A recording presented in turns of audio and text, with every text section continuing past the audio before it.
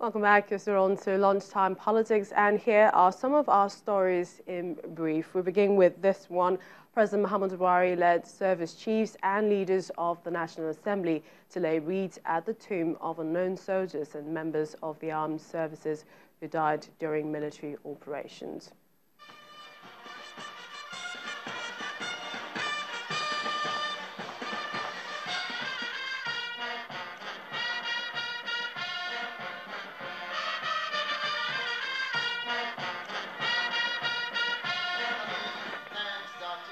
Also, the People's Democratic Party in Oyo State took its campaign to Ibarapa East local government area with a promise to residents that education will receive 10% allocation of the budget when elected to power.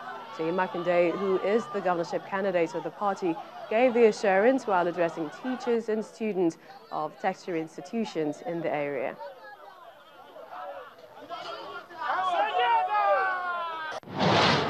Elsewhere, the governorship candidate of the Allied People's Movement, APM, in Ogun State, Adekunle Akinlade, is reeling out his plans with specific details on how he will tackle challenges faced by the state.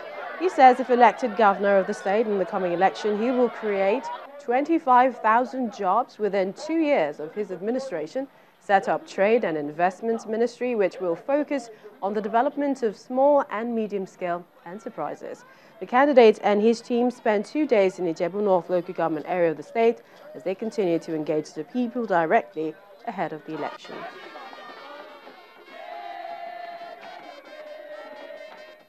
And when it comes to conducting elections in Plateau State, the anxiety over election violence may come quite natural to an average voter due to the antecedents of violent attacks in the area. Now we move over to our correspondent in Jos on the warm-up to the 2019 elections in the state. Okay, thank you.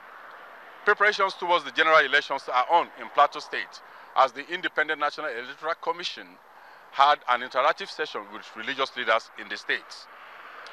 This is important as the religious leaders are to engage their followers on the need to pick up their permanent voter cards.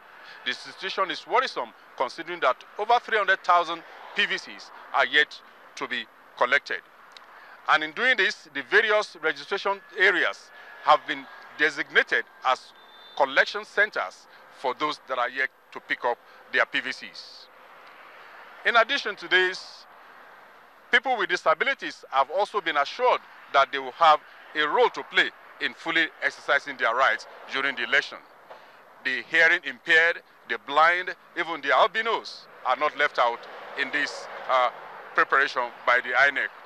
Also, the Police Service Commission is organizing a sensitization workshop on the role of the police during the general elections, and the officers are drawn from Kwara, Plateau, and Niger states. Over to you in Lagos.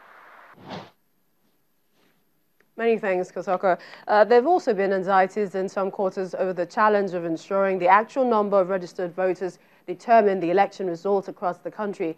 Let's turn to our Abuja studio now and hear from the INEC, a representative there, on how they hope to handle this in light of the clamor by some politicians against the simultaneous voting and accreditation policy. We have joining us Mr. Oluwole Osaze-Ozie, INEC Director, Voter Education and Publicity. Glad to have you back on Lunchtime Politics. Pray tell, how is INEC handling the agitations of the simultaneous voting as well as accreditation policy? The audio is not so clear, but if it's a question you're asking me about the crisis regarding the simultaneous accreditation voting, we don't see any issue there at all. People tend to forget things too quickly. Now, prior to 2011, we had this simultaneous accreditation and voting. It's nothing new in our electoral history at all. It's nothing new, and I challenge anybody who says it's new. It came, the change came about in 2011. And what was the reason for this change? It was because there was issues as to the credibility of the voters register. That was a period where we thought that so many people had numerous voters cards and they were able to go from one polling unit to another to use those cards they had in their possessions. But we now saw that with the improved register, with the PVC that we have now, and with the card reader, and with the electronic register, it's almost impossible, well nigh impossible for you to go and vote more than once. So the need for that no longer exists. And don't forget, this is a call. There was a call to INEC. We've had several engagements long before now with all stakeholders.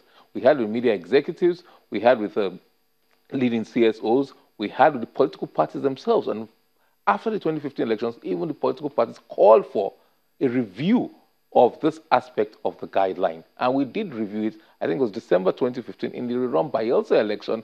That is when we introduced this. So all the off-cycle elections that we've had since that time, all by-elections that we've had since that time, this has been the case. So you should ask yourself, why are some people, political parties, nobody other than political parties, no leading CSO, no voters are not asking that we should stop this.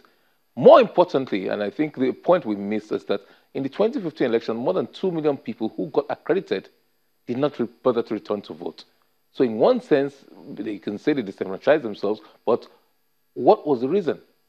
Whereas when you do simultaneous accreditation and voting, you just do one after the other, and it flows. You don't have people who accredit and don't vote. So to take care of that kind of a thing, and it was in consultation with all relevant stakeholders, and it's obviously more to the benefit of the voters, and in accordance with international best practices. Forget about what they say about ECOWAS protocol and things like that. We comply fully with the ECOWAS protocol.